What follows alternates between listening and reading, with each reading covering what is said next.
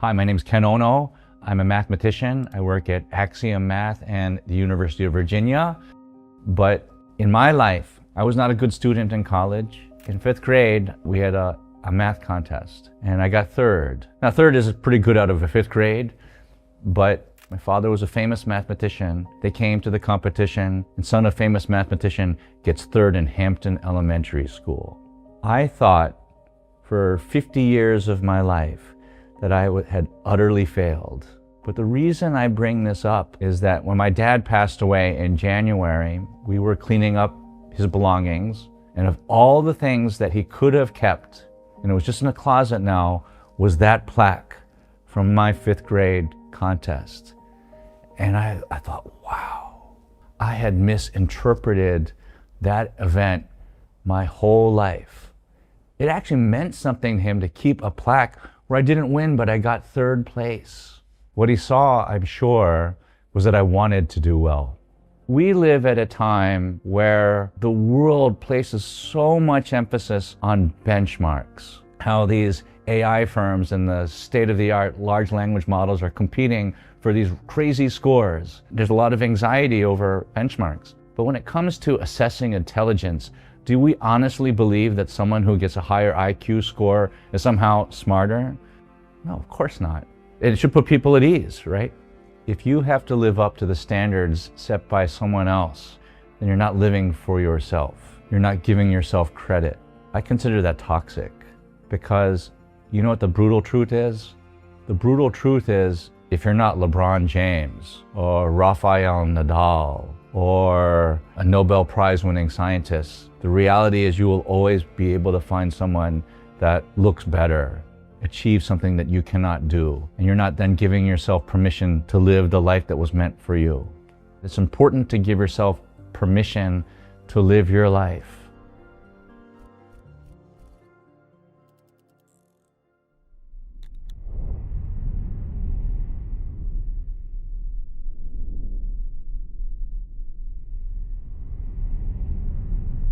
Almost exactly 1 year ago, I was part of a group of mathematicians hired by a company called Epoch AI to write very difficult math problems that would serve as a benchmark for state-of-the-art large language models. And I thought it would be easy money. We were paid. But last year, I found it very difficult to write some of these problems. Strictly speaking, the models would make mistakes, but when you studied the reasoning traces, it was frightening how far these large language models have come. So I think the right way to describe it is, well, is an identity crisis.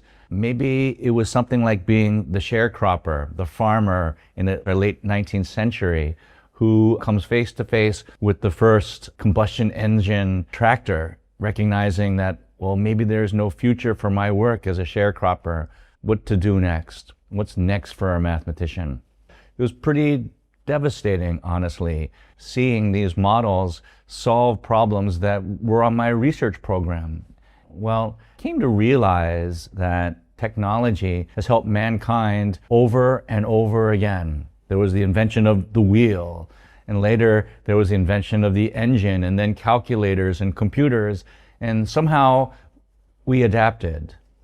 What's surprising about this particular moment is that many of the technological advances were about lightening physical work. An elevator meant that you didn't have to climb all these stairs. Tractors can do a lot of work that humans shouldn't do. The difference now is the work is mental. That is the stuff of identities. And where are we now? We are now at a point where many of those skills can be done automatically. And AI companies are talking about what's called self-play. They want their AI systems to play with themselves. And so where does that leave us? Well, in mathematics, it is devastating. It would be dishonest to say that a student who's graduating from college now with a bachelor's degree in mathematics or who is in graduate school now isn't deeply worried about all the years of effort they put into learning a trade, learning a body of knowledge that now anybody who can type, if they have access to a large language model. So there's no dancing around that fact. This is very disruptive. When I was a graduate student and a young assistant professor, I would have said that I was most proud of my works that depended on the accumulation of knowledge involving years of effort. I could solve this paper because a few years ago I learned this technique, and last year I learned this technique, and here we are, I've written this paper. My view has changed on that, and I hope that the viewers here think about this. There's actually something quite hollow about how I viewed myself as a mathematician that I only recognized recently. If my success as a mathematician relied only on my ability to learn techniques that somehow could be put together to prove a theorem, well then maybe that was actually automatable. And maybe I mistook all of that hard effort for something maybe it wasn't, right? As hard as it was to master bodies of work, many papers, graduate texts, maybe at the end of the day there is some truth to that being an automated process. Now, make no mistake, that's not what we do for a living in mathematics and in most fields. In my work now, and this is how I think about what we do with AI at Axiom, is supported in a number of ways. The cop-out would be to say, can I ask an interesting question that I want an answer to? But make no mistake, that's not what research is. Research begins with a question that you're probably not able to answer. You try to answer, and by failing, you learn a little bit more about that conjecture, and the work that you do sheds light on a path that might reveal a long list of questions that you, one by one, try to attack, and eventually you might prove a theorem. And if you prove that theorem, you backtrack and say, maybe I could have proven this previous question that I couldn't answer, right? This is how you learn. It's really the proverbial 2 steps forward, 1 back. And when you recognize that, research is not ask a question and you get an answer. You realize that the AI tools are lowering the burden for your ability to actually perform discovery. When you were doing all of these homework problems, when I was doing homework problems as a college student, as a graduate student, I was learning techniques. But was I really discovering? No. What I was doing, though, was important. I was learning how mathematics fits together to help me become a mathematician who can ask these questions and participate in the discovery. So that process, I think, is changing. For students and faculty who want to stick to the traditional ways, well, the reality is in some areas of mathematics, they will be left behind. We have computers that can compute 20 million cases overnight while you're sleeping, and it might take you years to do those 20 million cases, and you have to decide, would you like to have that power at your disposal, freeing you up to participate in the process of discovery? And that's what we have to value. So that's what I think science is going to become. So let me give a concrete example. Typical person that drove a car today doesn't have the foggiest idea of chemical reactions and engineering advances that had to come to fruition before they could actually get in the car and drive. The automobile is an incredible invention, and it requires mastering chemical processes and engineering challenges. All of that is available to us now for free. But maybe when Henry Ford made his first car, he had to solve all of it. How do I make the wheel? What do I make tires out of? Today, maybe you only need to know how to pump gas. Now, is that bad? No, because think about all the things that mankind can do now because they can travel great distances very quickly. What that opens us up to. And I think that's going to be our future. Is that rosy now? No. This year's horrible. If you ask me, I would rather wake up and have it be 2017. Given that that is our future, I think we should do our very best to encourage people of all professions, teachers, parents, young students, to do their best to be prepared to be flexible, to seek out those opportunities as they pop up. But I don't think the loss of jobs is anywhere near as significant, and I hope that remains to be true. But this is really the time to think very carefully about education, thinking about opportunities, and being very human.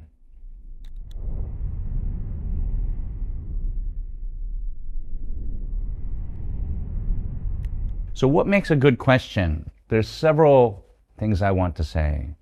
The first thing, as a teacher, my immediate response is there's no such thing as a bad question. Of course, that's not quite true. If you genuinely want to know the answer to a question, then that's a great question. You should never, ever doubt your interest in a subject. Okay, but I don't think that's necessarily what you're asking, right? I could ask, what is the meaning of life? That's a great question on the one hand, but on the other, it's kind of an impossible question. Another question is like, I wonder what I have to do to be rich. I want to be rich. How do I do it? Well, that is a question, but is it a great question? No, I think it's a flawed question in many ways. First of all, the question is, well, how do I achieve that? So you need to break that down so that a question becomes maybe a plan, something that's actionable. But it's also somewhat hollow. So questions that don't speak to your humanity somehow, whether it's why do you want to be rich or what are you going to do to make the world a better place, makes that line of reasoning richer. Now, as a scientist, you might be facing an open problem that your interest in your field cares.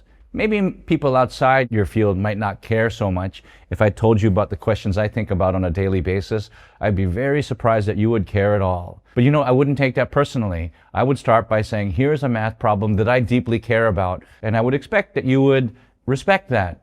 If you're in a situation where you have to think about whether the question you're asking has value, I think you should pause and think about who you're asking the question for. If you're not asking a question for yourself, well, my question to you would be, well, then who are you living for? Are you living a life meant for you, or are you living a life that you think someone should be meant for you? And then my question for you would be, why?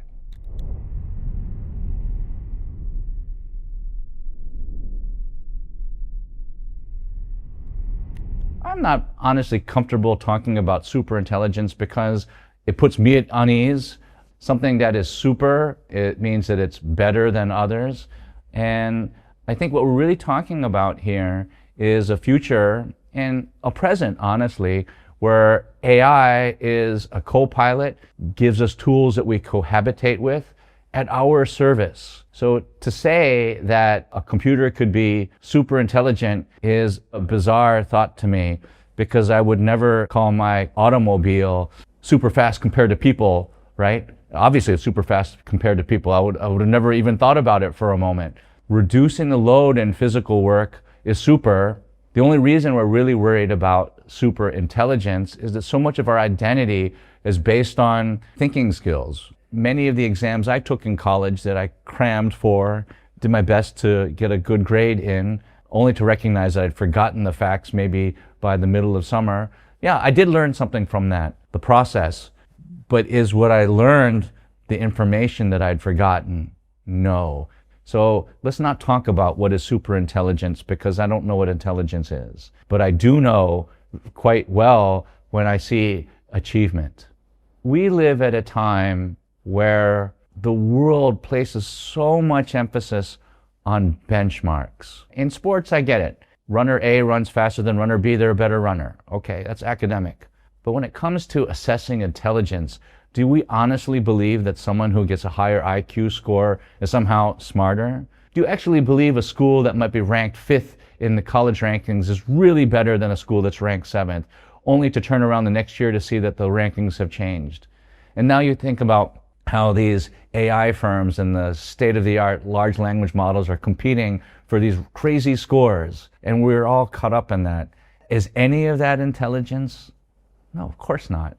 But if somebody writes a poem that just knocks you off your feet, if someone solves a math theorem, even if it's with the help of AI, that represents knowledge mankind had never seen before, that is intelligence. Is that superintelligence? Absolutely.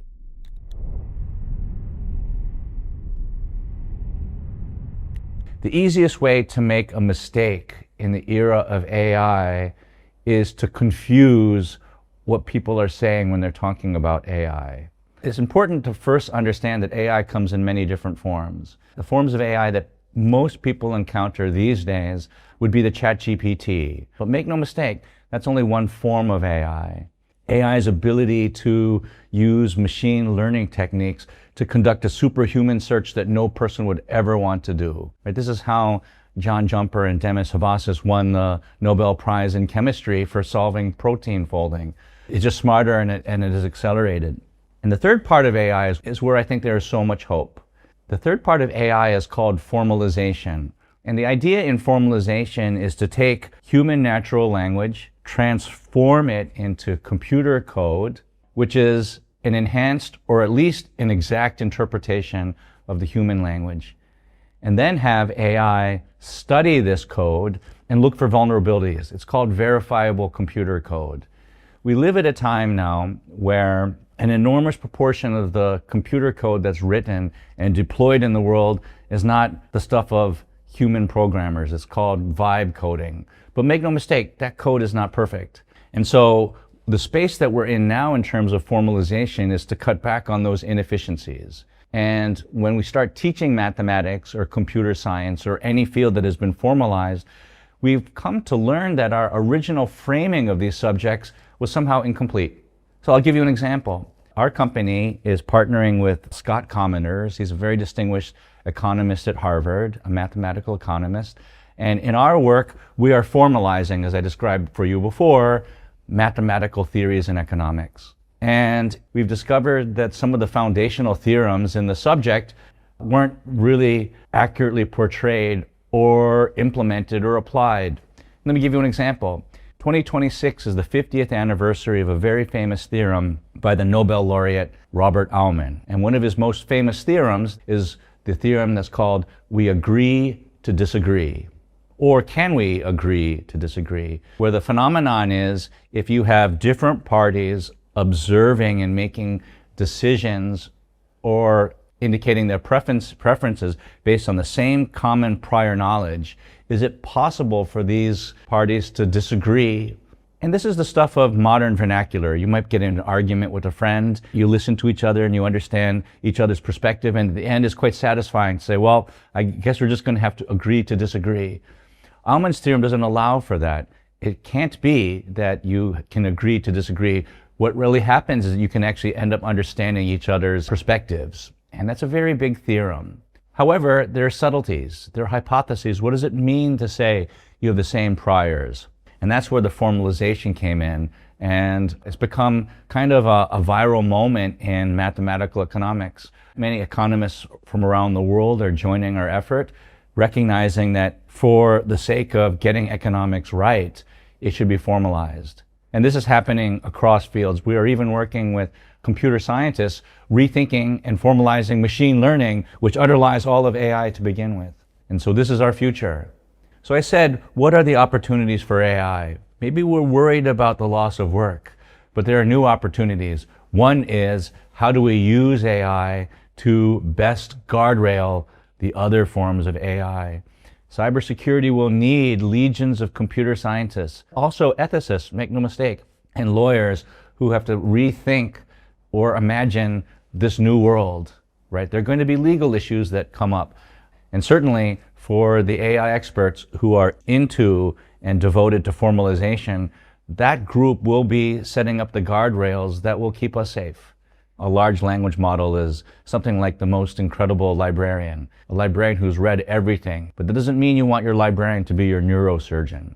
In very high-stakes situations, you need taste, you need human judgment. And of course, on top of that, you need someone with the emotional intelligence to understand how decisions impact people. Well, all of those things can be part of formalization. And I think that's an opportunity.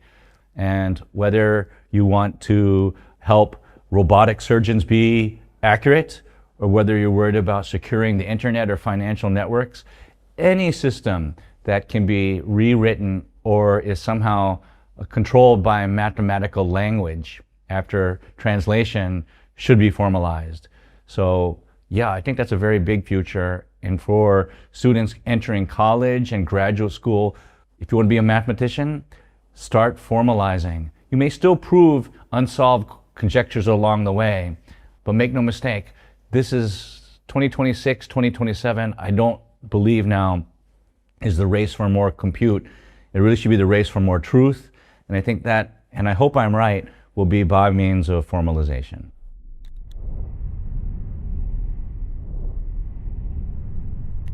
When a scientist says that a fact is formally verified, this statement is true, end of story. If there is a mistake, it's because you didn't frame the problem correctly. That's not judgment. That's a yes-no binary question. Judgment is, how do people, when given this information, choose to act? We have autonomous drones flying all over the world doing all sorts of things, whether it's keeping track of traffic in Los Angeles or Seoul, or whether it's looking for dangerous people in fields of battle. All of those situations require judgment. In some of those low-stakes situations, well, maybe the drone that's measuring air quality above Los Angeles, maybe the human judgment there isn't so important. But if we're talking about whether or not to target a city, how do you know that a building that you're targeting actually has a dangerous person in it versus being a school or a hospital? And I don't actually think it's very difficult to distinguish situations that really are so high stakes that most rational people would not be comfortable with letting an AI decide. I think in most cases that we care about the most, that are high stakes, when you want a person involved.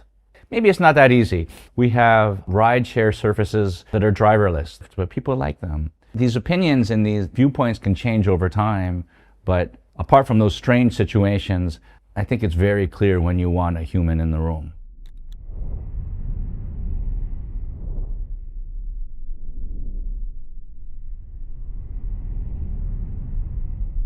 We live at a time where the world makes judgments, snap decisions, snap evaluations on very little data.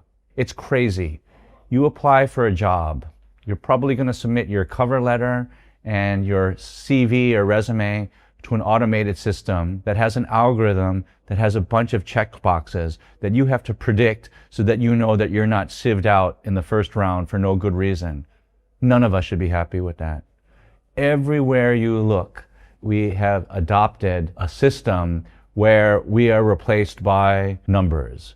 We are replaced by what an algorithm seeks. And this is coming from someone who works in AI. How can any of us be happy with that? My children, they're 27 and 30. They're beyond the most critical phases of getting their career started, but they knew. And I'll be lying to you if I didn't say when they were applying to colleges, as a university professor myself, I knew a university college admissions committee is going to be looking for these 10 things. Make sure you check those boxes, but then still be absolutely genuine about what you're passionate about. Yeah, I would be lying if I didn't say we didn't do that. But let's pause and think about what all of that means. Because if we buy into that 100%, then you're forgetting that the quality of someone's character matters. You're forgetting that the quality of human judgment and achievement matters. You're saying that what matters is, can you check every box and imagine what those boxes are? And I'm sorry, if you want to find the cure for cancer, it's not going to be a bunch of check boxes. If it was, we would have already found the cure for cancer. So the question then becomes, if we live in a society, in a community where we are so rigid because the computer age allows us to. When I was starting out, you would look for a job, you might actually go to a company and drop off your CV and resume and shake the hand of a business owner and try to make that human contact. Who does that now? You probably upload your resume and cover letter to a website, and you might even apply to like 500 jobs. I mean, what's human in any of that? My dream for the future has many pieces to it. One, what I would give to fight against that so that we could start a movement where we could slow down and really evaluate people for who they are, where they've come from, what their personal experiences are, the quality of their character and how they interact with others. That would be awesome. Now, how have I been lucky enough to identify some of my best students, the ones that maybe other schools wouldn't have never taken a chance on? They were the outliers. I had a graduate student, his name was Robert Schneider. He was actually, and still is, a famous independent rock artist. He was the producer for a band called Neutral Milk Hotel and lead singer for a band called Apples in Stereo. And he had the most fascinating story. He loved equipment. He loved to perform with these old microphones, solid state old microphones and speakers when they went on tour. But because they were old, they were constantly breaking and they needed to be repaired. And it became so expensive repairing them that he decided that he was going to start learning electronics. So he bought a book. And the first formula he saw in this book was Ohm's law. And he said to me the first time I met him, and it was the craziest thing, he had decided to go back to school. He was a college dropout. He stopped touring. He went to college, got his math degree, and found his way into my office. And it begins with what I just described to you. And when he said, when I saw Ohm's law, it made me stop and think about what is it that I am producing when I'm writing and singing music. Electrical circuits populate my brain. That's a creative part. I somehow write down the music on paper, and then I perform it on my guitar to be picked up by the microphone to go back into my brain. And all of this was modulated by an equation called Ohm's law. And I wanted to figure out, how does the biology work? How does that equation work? How does the world work? 3 hours later, I said, you know, you have to be my student, because you made me rethink everything I thought about mathematical equations, thinking that I knew how you could find inspiration in math. I never thought I would have found that story. So from Robert to some of the other students that I could tell you about, I'm proud of all of my students. I've had 35 PhD students, but if we were to go through them one by one, I could tell you a story. His is just particularly colorful. And what I like about the process is when they finish their graduate degrees or when they finish their undergraduate theses, there's a huge moment, undeniable. You know it when it happens. And this is particular for graduate students. When you can look at the student and say, you know, you're like a professor now. And they look back at you and they know exactly what you mean. And it's not because they checked some box, they fulfilled their thesis. That has somehow become irrelevant. It's the other part. So to answer your question, how do I recognize that? It circles back to what I was saying earlier. We have no shortage of students who mistakenly think, and it's not their fault, who mistakenly think that the path to success is you go to the right schools, you get the right grades, you get the right degree, and all good things will happen to you. That's a mindless way of going about one's life. It's not actually giving yourself permission to live the life that was meant for you. It's just saying, I'm following a recipe that we think will be very successful and the odds of success are very high. That's on us. That's on the universities. That's on us, the parents. That's because we have decided that there are benchmarks that will evaluate whether you're successful. Go to the number 5 school instead of the number 10. Get the best test scores. Do all of that. We haven't given enough credit where credit should be due, and we place so much emphasis on all of this other stuff that we're now paying for it. And we have to fix that right away. I don't know if this is controversial, but I think that's all true.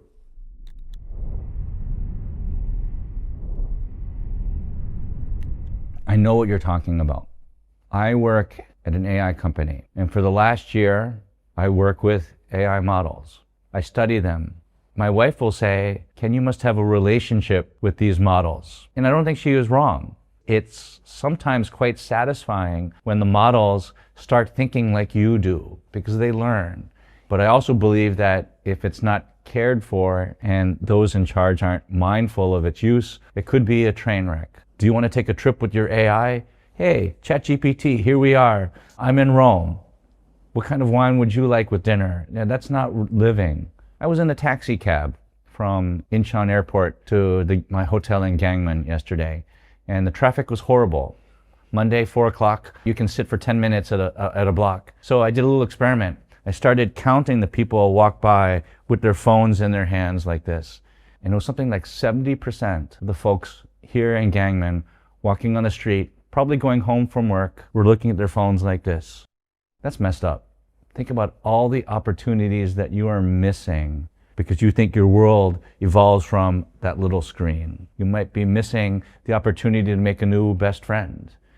If you find yourself engaging with a chatbot as if it was really a person, stop, put it down, go for a long walk, put yourself in a position where you see something beautiful or provocative. Do something that reminds you that the world before AI has a much longer history than the world with AI.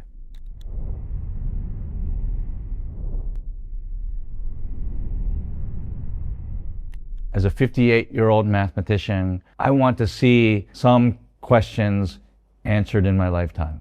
And we're already beginning to see that happen. There are famous examples. OpenAI a few weeks ago announced a proof of a theorem called the Erdős unit distance conjecture, which is a problem I thought was never going to be solved in my lifetime. And post hoc, meaning when you go back and look at how this was achieved, the truth is it was achieved by a little bit of human collaboration, the mathematicians at OpenAI with their system. But I don't think it could have been solved by people alone unless you had a remarkable collection of experts from different fields who somehow came together. I don't think this would have been the stuff of one person. And that, I think, represents some of the strength and possibility in AI, where think about all the things in science that you would like to have solved, and maybe the accumulated wisdom of mankind can solve it, but when would you ever be in a position to put the right people together in a room to discuss it? So what AI offers and promise is the access to the accumulation of human knowledge tirelessly, and it lowers the bar for solving these problems. Is it the case that some of the ideas and solutions are beyond what humans have ever come up with? And this is probably the most provocative point. There are many who will argue that, yeah, AI is going to come up with ideas, genuinely new ideas that people have never thought of before. I don't know that I believe that. I do believe that AI, computer systems, can compute more than people have ever done before, can find patterns in different areas of science that humans are unable to do, but the ideas are somehow already there. Do people come up with new ideas? All the time. The artwork that you find in Picasso, good luck finding evidence of that before Picasso. Do I think AI has that ability to come up with those new ideas? I don't know. Do I hope it does? God, I hope never.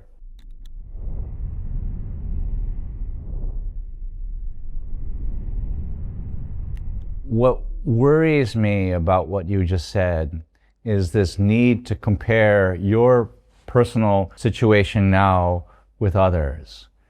That sounds horrible. If you have to live up to the standards set by someone else, then you're not living for yourself. You're not giving yourself credit. Whatever pressures someone may feel that inspires them to constantly be comparing themselves to others, I consider that toxic. Because you know what the brutal truth is?